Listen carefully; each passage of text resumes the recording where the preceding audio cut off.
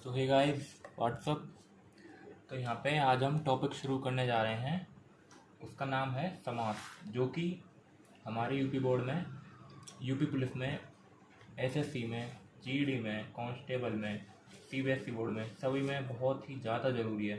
तो दोस्तों, आज हम समास को पूरा क्रिस्टल क्लियर करेंगे, वो भी 20 से 25 मिनट के अंदर। ठीक है। तो सबसे पहले किसी चीज़ को पढ़ने से पहले हमें उसका मतलब जान लेना चाहिए कि ये चीज़ है क्या, तब वो चीज़ जाके बहुत अच्छे से हमारे दिमाग में बैठती है।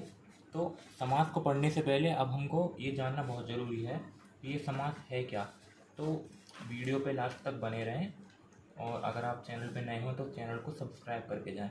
तो सबसे पहले अगर हम समास का संधि विच्छेद करते हैं, एक मिनट, अब ठीक है। अगर हम समास का संधि विच्छेद करते हैं तो समास जो है दो शब्दों से मिलकर बना है, सम प्लस आस। ठीक है। तो ये जो दो शब्दों से मिलकर बना है हमारा समास शब्द, अब इसमें जो ये सम है, इस सम का अर्थ होता है संक्षेप,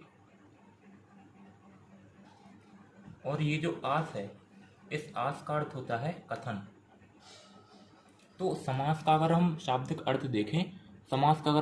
अर्थ देखें, तो वो होता है संक्षेप कथन। ठीक है। तो समास का शाब्दिक अर्थ संक्षेप होता है या संक्षेपीकरण। अगर हम इन दोनों को मिला के समझाना चाहें तो समास का अर्थ हो जाएगा संक्षेपीकरण। तो अगर हम परिभाषा की बात करें तो समास की जो डेफिनेशन हो जाएगी वो हो जाएगी, दो या दो से अधिक पदों या शब्दों के संक्षेपीकरण से जो नया शब्द बनता है उसे समास कहते हैं। तो यहाँ पे लिखना चाहो तो आप लिख सकते हो, दो या दो से अधिक पदों या शब्दों के संक्षेपीकरण,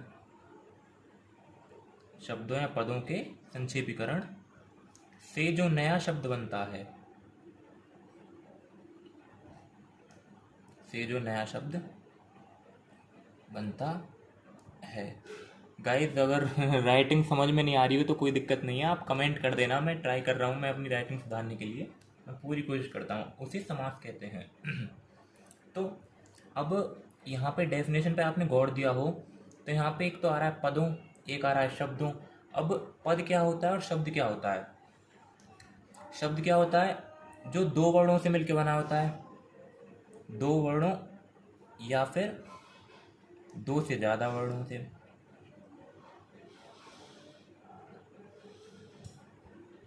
ठीक है। तो वो तो हो गया शब्द। अब ये पद क्या चीज़ है? ये पद है अगर हम शब्दों का प्रयोग अपने किसी वाक्य में करते हैं, अगर हम शब्दों का प्रयोग किसी वाक्य में करते हैं तो वो उसे ही हम पद बोल देंगे। जैसे कमल एक शब्द है। ये क्या है? एक शब्द है। अब हमने बोल दिया कि कमल एक सुंदर फूल है। अब यहाँ पे भी ये कमल है, यहाँ पे भी ये कमल है। हमने इसमें कुछ फर्क तो लिखा नहीं है, कमल ही लिखा है दोनों जगह, बट हम यहाँ पे इसको शब्द ना बोलकर इसको बोल देंगे पद। तो आई होप आपको ये शब्द और पद का जो डिफरेंस है वो काफ़ी अच्छे से समझ में आ गया होगा। अब यहाँ पे दो टर्म और हैं, एक है समासिक पद और एक है समास विग्रह। तो समासिक पद में जो क्या होता है, समास में जो है दो पद होते हैं। कितने पद? दो पद। कौन कौन से? पहला होता है पूर्व पद, दूसरा होता है उत्तर पद। तो पूर्व पद कौन सा होता है और उत्तर पद कौन सा होता है वो हम अभी पढ़ते हैं। तो हम पहले कोई समास का जो है एग्जाम्पल लेते हैं। जैसे हमने एग्जाम्पल लिया हवन सामग्री, हमने एक एग्जाम्पल ले लिया है समास का, हवन सामग्री। तो इसमें जो है दो पद बन रहे हैं, एक बन रहा है हवन, एक है सामग्री। तो यहाँ पे जो हवन है ये है आपका पूर्व पद, और ये जो सामग्री है ये है आपका उत्तर पद।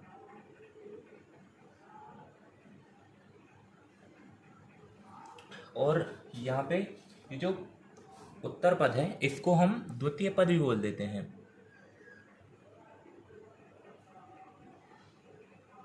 ठीक है, उत्तर पद को ही द्वितीय पद बोला जाता है। आपको ये पॉइंट ध्यान रखना है। अब हवन सामग्री, अब हम इसको तोड़ना चाहें तो हम इसको संक्षेप में करना चाहें, तोड़ के नहीं, अगर हमको ये संक्षेप में करना है तो हम कैसे लिखेंगे इसको? हवन के लिए सामग्री।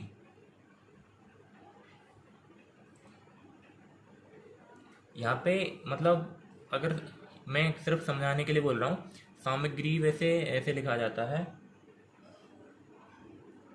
ठीक है, बट मैंने थोड़ा समझाने के लिए हो जाता है, कोई नहीं। तो हवन के लिए सामग्री, आप सही कर लेना भाई, सामग्री। ठीक है, तो हवन के लिए सामग्री, हमने इसका ये संक्षेपीकरण कर दिया है। क्या कर दिया है हमने? इसका संक्षेपीकरण। यही समास में संक्षेपीकरण का ही खेल है, समास में संक्षेपीकरण का ही खेल है। अब हमने ये तो कर दिया संक्षेपीकरण, अब ये क्या है? ये है समासिक पद। ठीक है, ये है समासिक पद। आई बात समझ में? तो अब हम मतलब समास में थोड़ा आगे बढ़ते हैं, उससे पहले दो चार एग्जाम्पल देख लेते हैं। और हमने मान लीजिए कोई एग्जाम्पल लिया, विद्यालय, विद्यालय। एक हमने एग्जाम्पल ले लिया नीलकमल। तो विद्यालय ये क्या हो गया? विद्या का आलय। और अगर हम नीलकमल का संक्षेपीकरण करना चाहें तो आप कमेंट में जरूर बताएं कि नीलकमल कमल का संक्षेपीकरण क्या होगा। तो यहाँ पे विद्यालय, ये विद्या क्या हो गया? पूर्व पद। और आलय क्या हो गया? यहाँ से इसको तोड़ा जाएगा ना, तो ये आलय ऐसे लिखा जाएगा, ऐसे। तो ये विद्या क्या हो गया? पूर्व पद हमारा। और ये आलय क्या हो गया? उत्तर पद। उत्तर पद या द्वितीय पद। ठीक है, तो आई होप आपको ये पद देखना तो आ गया होगा। अब हम थोड़ा आगे बढ़ते हैं, तो हम अब आगे बढ़ेंगे और समास के भेद देखेंगे। यहाँ पे हैशटैग समास के भेद। तो यहाँ पे मैं कंपटीशन लेवल की 2 पॉइंट बताने जा रहा हूँ कि समास के जो भेद हैं उनको मतलब कहीं पे क्या पूछा जाता है कि समास के मूल भेद बताइए, कहीं पे पूछा जाता है कि समास के कुल भेद बताइए। तो यहाँ पे कन्फ्यूजन हो जाता है कि हम 6 लगाएं या 4 लगाएं। ठीक है, मतलब ऑप्शन अगर कंपटीशन में तो 7 आ रहा है, 10 आ रहा है, 5 आ रहा है, 4 आ रहा है, कोई दिक्कत नहीं है। बट जो कन्फ्यूजन होता है ना, वो ये होता है कि मूल भेद समास के अलग होते हैं, केवल 4 होते हैं। और समास के जो कुल भेद हैं वो होते हैं 6। तो अगर समास के मूल भेद पूछ रहा है एग्जामिनर तो आपको टिक लगा के आना है 4 पे। अगर समास के कुल भेद पूछ रहा है तो आपको टिक लगा के आना है 6 पे। ठीक है, तो यहाँ पे मूल भेद कौन कौन से होते हैं समास के? सबसे पहला जो होता है अव्ययीभाव समास। कौन सा होता है? अव्ययीभाव समास। दूसरा होता है तत्पुरुष समास। तत्पुरुष समास। तीसरा जो होता है वो होता है द्वंद्व समास।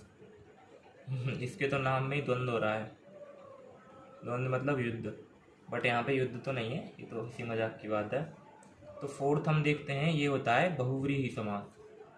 बहुव्रीहि समास ये शायद अगर आप 12th पास हो, कंपटीशन की तैयारी कर रहे हो, या 10th में हो या 12th में हो, तो हम छोटी क्लासों में पढ़ के आए होंगे इसको, थोड़ा बहुत तो आपको याद भी होगा। अब कुल भेद में कौन कौन से आ जाते हैं? अव्ययीभाव तो आएगा इसमें भी, ठीक है, तत्पुरुष भी आएगा इसमें, द्वंद्व भी आएगा इसमें, बहुव्रीहि भी आएगा इसमें। कुल भेद हो रहा है तो कुल भेद में क्या होता है? मूल भेद प्लस 2 भेद और जुड़ रहे हैं। अब वो 2 भेद कौन कौन से हैं ये हम देखते हैं। तो इन 2 भेदों में एक जो समास आ रहा है ना 5वें नंबर का, वो आ रहा है द्विगु समास।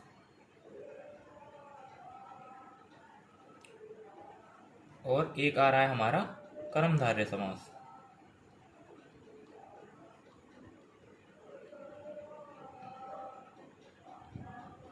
कर्मधारय समास। तो अब एक बार इनका यहीं पे हम क्विक रिवीजन कर लेते हैं कि आप अगर पिछली क्लास में पढ़ के आए हों तो थोड़ा आपको याद आ जाए। अव्ययभाव समास, तत्पुरुष समास, द्वंद्व समास, बहुव्रीहि समास, द्विगु समास, कर्मधारय समास, ये तो हो गए कुल भेद। अगर बात करी जाए मूल भेद की तो अव्ययभाव समास, तत्पुरुष समास, द्वंद्व समास और बहुव्रीहि समास। प्लस में एक तीसरा जो समास के भेदों के बारे में पूछा जाता है, वो पता है कैसे पूछा जाता है कि पदों की प्रधानता के आधार पर समास के कितने भेद होते हैं। पदों की प्रधानता के आधार पर समास के कितने भेद होते हैं। गाइस कमेंट में जरूर बताएं कि आपने मतलब समास के भेदों के बारे में इतनी डिटेल में अभी तक पढ़ा है या नहीं पढ़ा, क्योंकि ये जो आता है ना क्वेश्चन, ये कंपटीशन लेवल में ही आते हैं। और ये जो मैं वीडियो बना रहा हूँ ये भी यूपी पुलिस वालों के लिए बना रहा हूँ। आधार पर कितने भेद होते हैं, वो होते हैं 4 भेद। ठीक है, पदों की प्रधानता के आधार पर समास के 4 भेद होते हैं। अब वो किस प्रकार होते हैं आइए देखते हैं। सबसे पहले पूर्व पद प्रधान। नंबर 2 हम देखते हैं उत्तर पद प्रधान। अब ये मतलब ये कहना क्या चाह रहा है कि पूर्व पद प्रधान, उत्तर पद प्रधान, ये हम अभी देखेंगे 2 मिनट में। और जो नंबर 3 वाला है वो है दोनों पद प्रधान।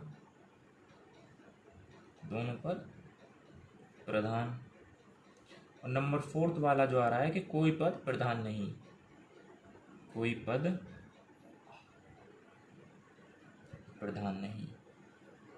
ठीक है।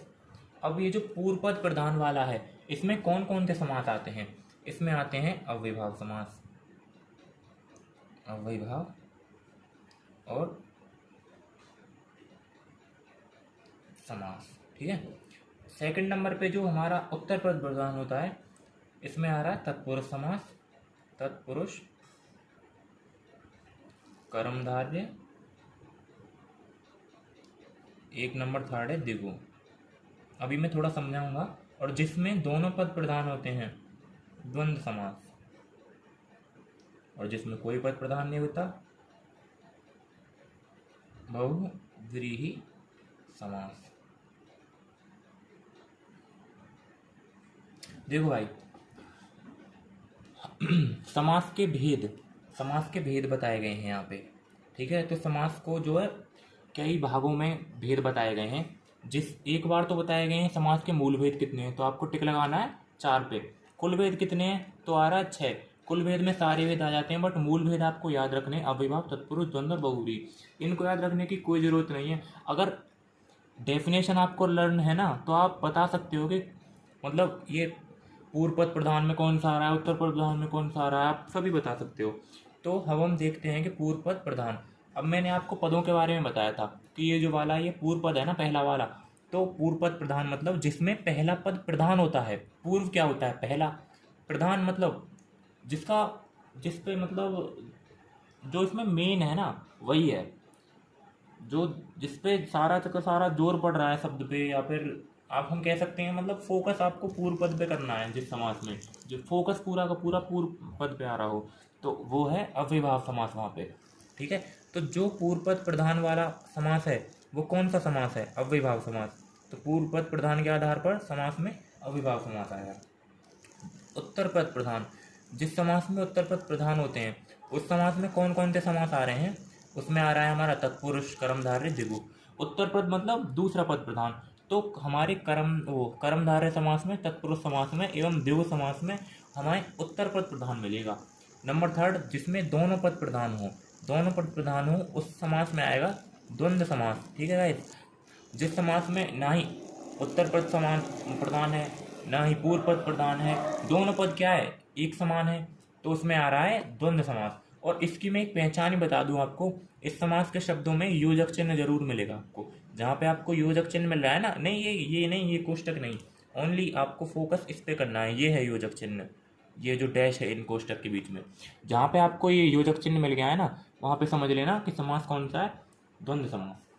तो चौथा हम देखते हैं जहाँ पे कोई पद प्रधान नहीं होता वहाँ पे होता है बहुव्रीहि समास। क्योंकि इस समास का जो है ना इस समास का अर्थ किसी तीसरे शब्द की ओर जाता है, ना ही ये प्रधान होगा ना ही ये प्रधान होगा, इसका जो फोकस जाएगा वो किसी तीसरे शब्द पे जाएगा। तो अब हम थोड़ा आगे बढ़ते हैं, इनके जो भेद मैंने अभी आपको बताए हैं थोड़ा डिटेल में पढ़ते हैं। तो डिटेल में पढ़ने के लिए मैं अपने नोट्स निकाल रहा हूँ, आप नोट करते चलें, अपने नोट्स जो भी बना रहे हो। तो यहाँ पे शुरू करते हैं। सबसे पहले अव्ययभाव समास।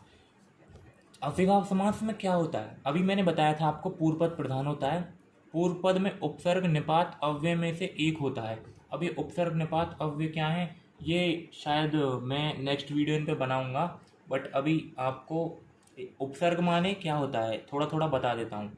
उपसर्ग जो पहले आ जाते हैं, ठीक है, और अव्यय हैं, ये अव्यय में क्या क्या आते हैं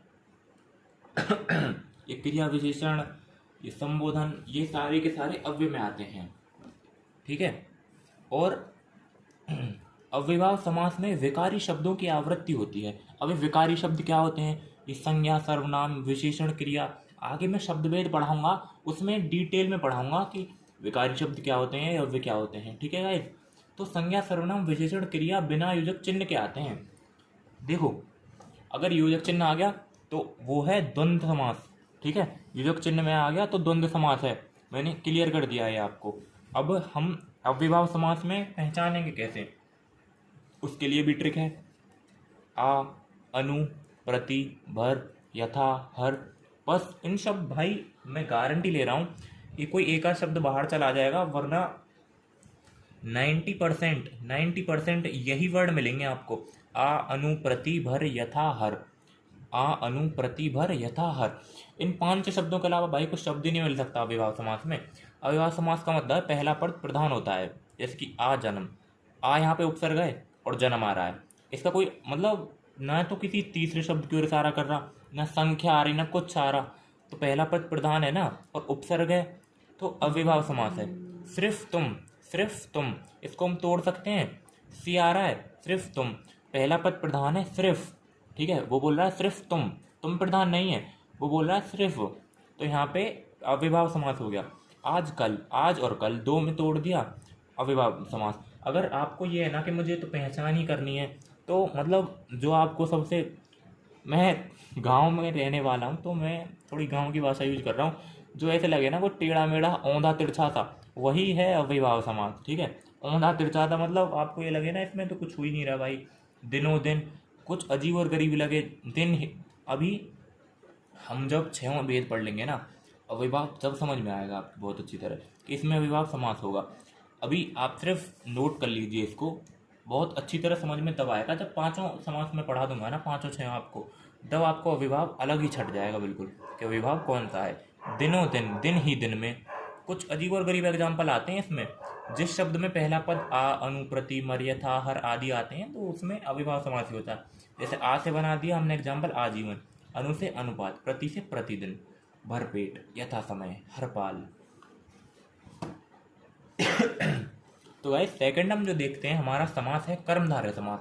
आंख बंद करके पहचान लोगे इसको, तो क्या है, इस समास में उत्तर पद प्रधान होता है, ठीक है, उत्तर पद प्रधान वाले में कर्मधारय बताया था मैंने, वो कर्मधारय तत्पुरुष देखो 3 बताए थे ना, तो ठीक है, एक पॉइंट तो आपको यही मिल गया कि इस समास में उत्तर पद प्रधान होता है। विशेषण तथा विशेष्य का संबंध और उपमेय तथा उपमान का संबंध पाया जाता है। विशेषण क्या होता है, जो शब्द संज्ञा सर्वनाम की विशेषता बताते हैं। विशेष्य क्या होता है, जिसकी विशेषता बताई जाती है।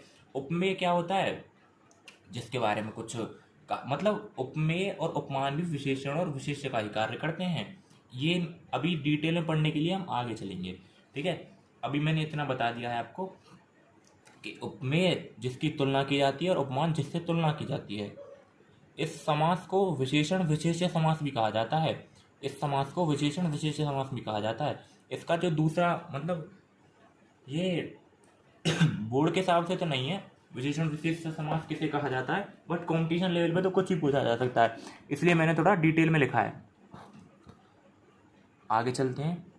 इस समास को गुणी गुणी समास भी कहा जाता है। इस समास को कौन सा समास कहा जाता है, गुणी गुणी समास। समान रूपी तुल्य जैसा है जो ऐसे शब्द आते हैं, ठीक है, जब हम इसका विग्रह करेंगे ना, इसमें विग्रह करते समय समान आ जाएगा, रूपी आ जाएगा, तुल्य आ जाएगा, जैसा आ जाएगा, है जो कुछ ऐसे मतलब है जो तो आएगा ही आएगा या जैसा आएगा, मतलब तुलना करी जा रही है। महान पुरुष, महान है जो पुरुष, है जो आ गया, समास कौन सा है, कर्मधारय, ठीक है। काली मिर्च, काली है जो मिर्च, गुरुदेव, गुरु रूपी देव, कमल नयन, कमल के समान नयन। अब हम इसको देखें, सिर्फ तुम, सिर्फ तुम को हम सिर्फ है जो तुम नहीं तोड़ सकते ना, इसमें फर्क पता पड़ गया विभाव और कर्मधारय में। ऐसे ही आगे समास पढ़ते जाओगे फर्क पता पड़ता जाएगा। नंबर 3 हम देखते हैं अपना द्विगु समास। तो द्विगु समास में क्या हो रहा है, द्विगु का शाब्दिक अर्थ होता है संख्यावाची या समूहवाची। इसमें उत्तर पद प्रधान होता है। द्विगु समास में कौन सा पद प्रधान होता है, उत्तर पद, क्योंकि इसमें जो पहला पद संख्यावाची होता है। जैसे इसका हो गया पंचनयन, पंचनयन मतलब 5 आंख, तो पहला पद संख्यावाची है, प्रधान पद है। दूसरा शब्द उत्तर पद जो है वो है नयन, तो पहला पद यहाँ पे प्रधानता अपनी जाहिर कर रहा है, पंचनयन 5 आंख, ठीक है। द्विगु समास में संख्यावाची और समूहवाची ये दो चीज दिखाई देती हैं हमको, विशेषण बोल दो इसको बेशक से। तो पहला पद इसका संख्यावाची होगा हमेशा। जिस समास का पहला पद संख्यावाची है, आंख बंद करके वहाँ पे द्विगु समास है। और मैं आपको बता दूं कि अगर ऑप्शन में द्विगु समास और बहुव्रीहि समास दोनों हैं तो आपको सबसे पहले टिक लगाना है द्विगु समास पे।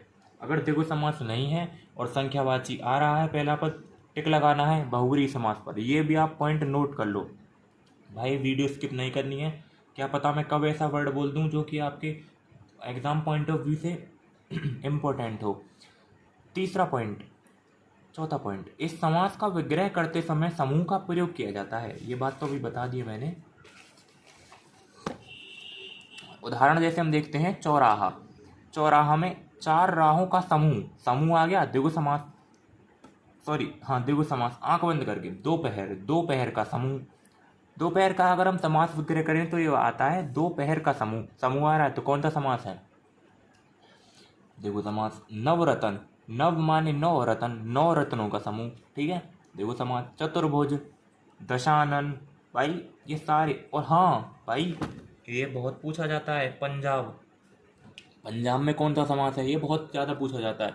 तो पंजाब में जो समास है वो है द्विगु समास। पंजाब का अगर हम समास विग्रह करें तो ये आता है 5 नदियों का समूह, पंज 5, आव, पंजाब को हम तोड़ेंगे तो ये टूटेगा पंज प्लस आव।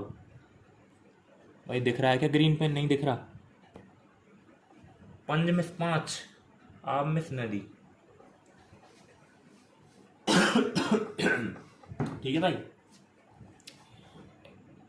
कंपटीशन के अगर हम देखें कंपटीशन के हिसाब से तो द्विगु समास में और द्वंद्व समास में थोड़ा थोड़ा संख्याओं का वो है फर्क थोड़ा।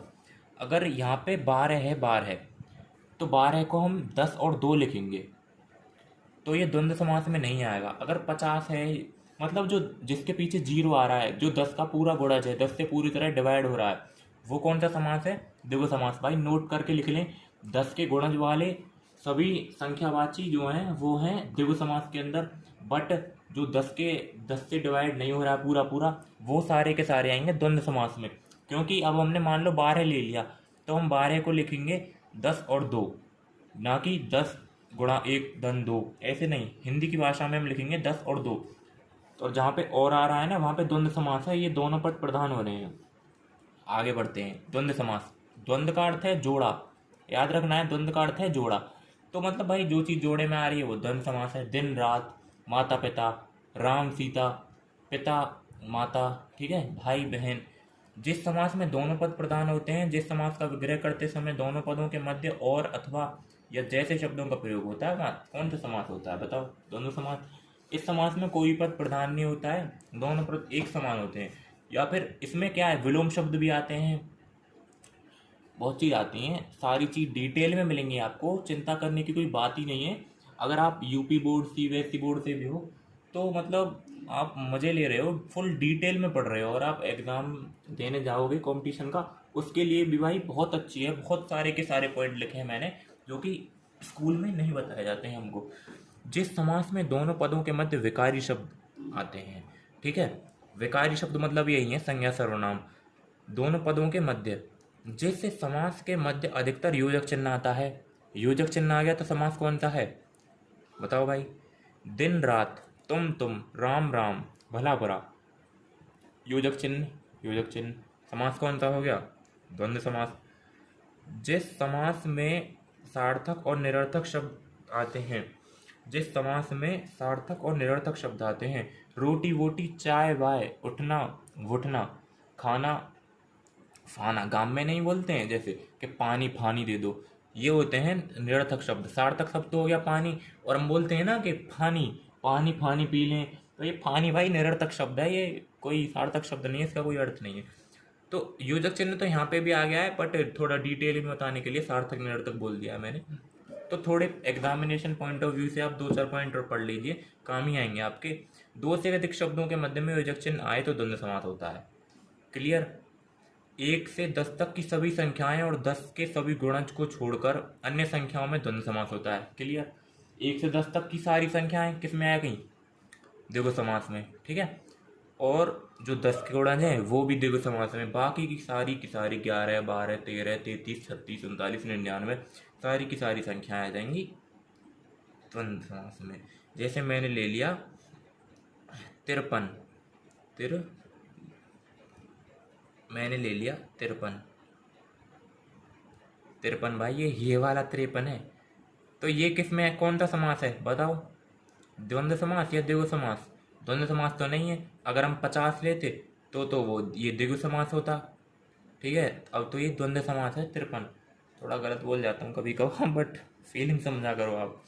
लेकिन संख्याओं का जोड़ा या युग्म आए वहाँ द्वंद्व समास होता है, ठीक है। संख्याओं का जोड़ा या युग्म आए, तो मैंने बताया था ना ये 53, ये वही बोल रहा है कि संख्याओं का जोड़ा या युग्म आए, तो जैसे 12, 10 और 2 और आ रहा है बीच में, अथवा आ रहा है तो भी वही है, 2, 2, 10, 20, 2, 2, 10, 20, ये सारे के सारे, इसमें तो योजक चिन्ह लग रहा है, तो आप समझ जाओ कौन सा समास है।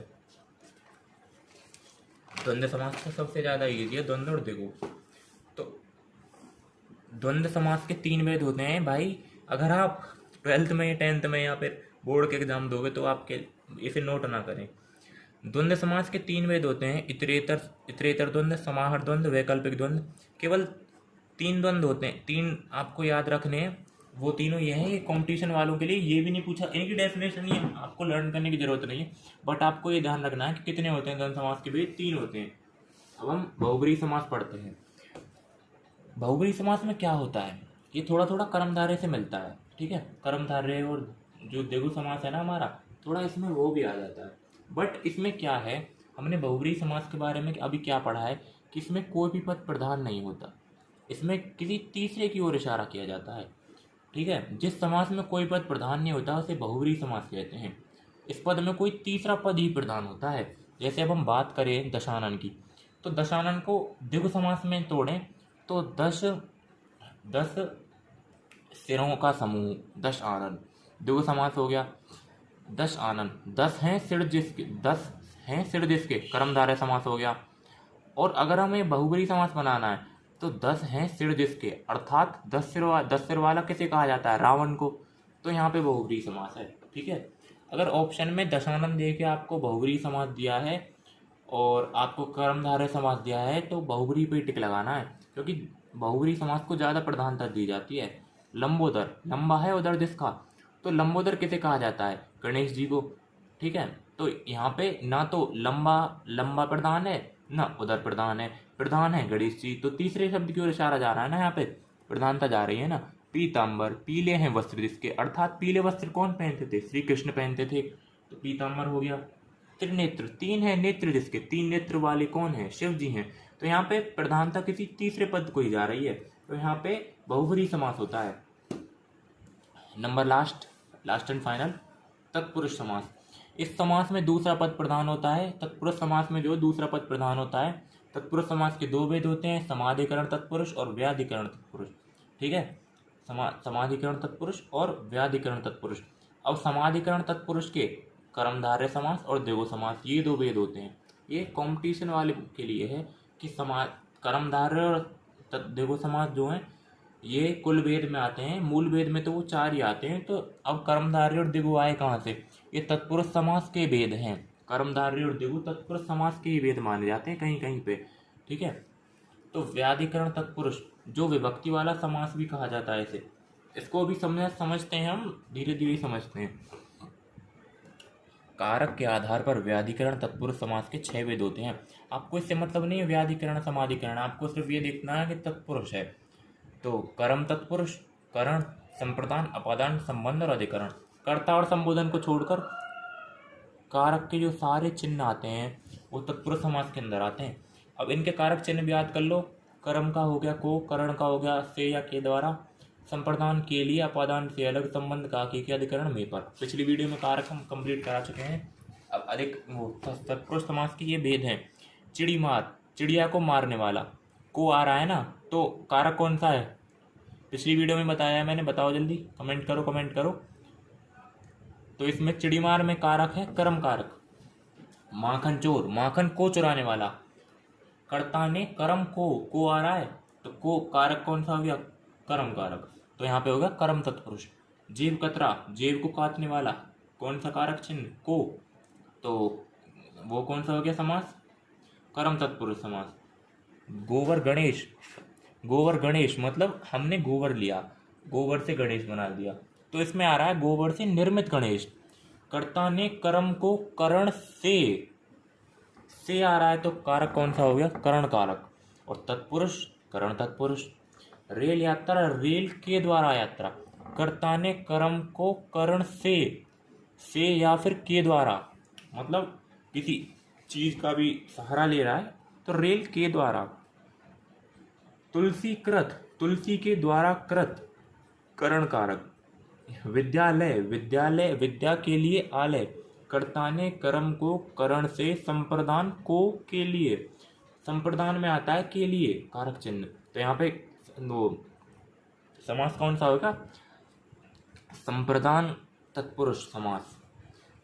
पाप युक्त, पाप से युक्त, कर्ता ने कर्म को करण से, संप्रदान को के लिए, अपादान से, पाप से मुक्त, किसी चीज से अलग हो रहा है, तो कारक कौन सा आएगा? अपादान कारक।